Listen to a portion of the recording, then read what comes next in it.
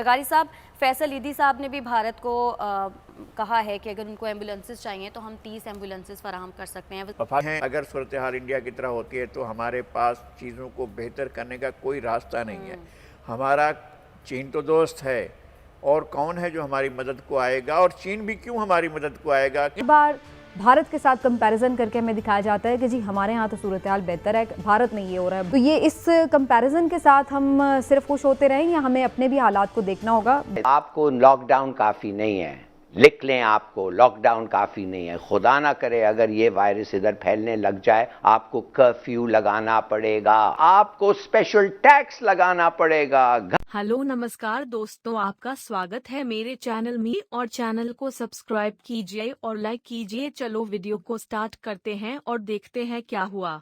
हमारा जो पड़ोसी मुल्क है भारत, वहाँ पे हालात इतने ज़्यादा ख़राब हैं कि लोग सड़कों पर ऑक्सीजन की कमी की वजह से तड़प तड़प कर मर रहे हैं, और ये बताया जा रहा है कि पाकिस्तान में भी शायद ऑक्सीजन की किल्लत हो जाएगी। लगारी साहब, फैसल ईदी साहब ने भी भारत को कहा है कि अगर उनको एम्बुलेंसेस चाहिए तो हम 30 एम्बुलेंसेस फराहम कर सकते हैं। वफाकी वज़ीर जनाब असद उमर साहब भी ये कह रहे हैं कि 1 हफ्ते तक देखेंगे, वज़ीर आज़म कहते हैं 2 हफ्ते तक देखेंगे। लेकिन सूरत हाल इतनी ख़राब हो चुकी है कि अब आपके पास कोई रास्ता बाकी नहीं बचा है कि आप लॉकडाउन करें। अगर आप लॉकडाउन नहीं करते हैं, अगर सूरत हाल इंडिया की तरह होती है तो हमारे पास चीज़ों को बेहतर करने का कोई रास्ता नहीं है। हमारा चीन तो दोस्त है, और कौन है जो हमारी मदद को आएगा, और चीन भी क्यों हमारी मदद को आएगा। कि घर के चूल्हे तो उनके बुझेंगे जो रोज़ दिहाड़ी करते हैं और रोज़ खाते हैं, जिनको रोज़ाना अपने लिए कुछ ना कुछ कमाना पड़ता है, उन लोगों के बुरे हालात होंगे। जो लोग मदद करते थे, दूसरे इदारे ईदी की तरफ से भी मदद होती थी, दूसरे लोगों को खाना खिलाया जाता था, अब सारे खाने जो हैं वो सरकारी लंगर खानों में चले गए। अब लोगों को देने वाले जो लोगों को देते थे वो क्या देंगे। आपको जब लॉकडाउन करेंगे तो लोगों की चीखें निकल जाएंगी उन बस्तियों में, जिन बस्तियों में ग़िज़ा की, अजनास की, खाने की, आटे की, शुगर की, पानी की, सब चीज़ की कमियाबी। पाकिस्तान में ऐसा होता है कि लोग अफलास से, भूख से बहुत परेशान होते हैं। 10 लाख रज़ाकार भर्ती किए थे, उनको टाइगर बनाया था, टाइगर की तरह उनको देखा जा रहा था। वो टाइगर आपके कहाँ गए। दुनिया भर में ऐसा नहीं है कि उनको सिक्योरिटी फोर्सेस के हवाले किया गया हो कि कोरोना पर वो अमल दरामद कराएं। आपकी सिविल एडमिनिस्ट्रेशन किस लिए होती है? तो भारत हमारा दुश्मन मुल्क है, लेकिन इंसानियत से बढ़कर तो कुछ भी नहीं होता। हमसाया होने के नाते हमारी अब क्या जिम्मेदारी बनती है कि अगर हमारे हमसाया मुल्क में इतनी ज़्यादा वबा फैल गई है तो हमें क्या करना चाहिए? नहीं, एक तो उन्हें खुद अपनी, और ऑक्सीजन की किल्लत वहाँ पर हो गई है, कह रहे हैं पाकिस्तान में भी हो सकती है। उसके पास वो फैक्ट्रियाँ होनी चाहिए जहाँ पर इसकी पैदावार हो। अगर वो आपके पास नहीं है तो आपको फौरी इंतज़ाम करना चाहिए। किसी एजेंडे के तहत लोगों से हेल्थ फैसिलिटी ख़त्म करने के लिए, उनको रोकने के लिए कि वो जो फ्री पाकिस्तान में एक पूरे के, जब से पाकिस्तान बनाए सरकारी अस्पतालों में फ्री दवाएं दी जाती हैं, वो उसको ख़त्म करना चाहते हैं। लोगों से आप 30, 40, 50 हज़ार रुपये ले रहे हैं कि जाए आपको ऑक्सीजन के साथ हम रखेंगे तो इतने पैसे लेंगे। तो कहाँ से लाएंगे वो पैसे? पाकिस्तान के लोगों के पास कहाँ हैं?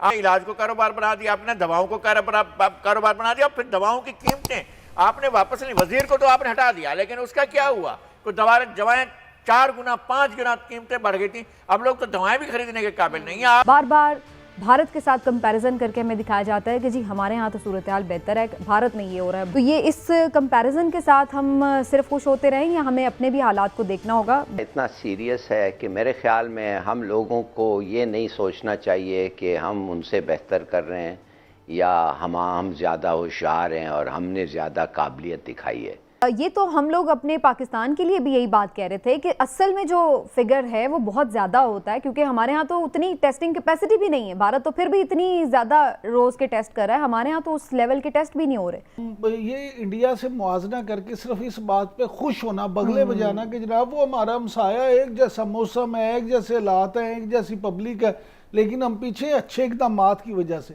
कि अगर हमारी हुकूमत अब भी होश के नाखून नहीं लेगी, अब भी इन्होंने अगर कोई ये इस पे सीरियसनेस ना शो की और सख्त इक़दामात ना किए, हमारे हालात भी को उनसे मुख्तलिफ नहीं होंगे। जी।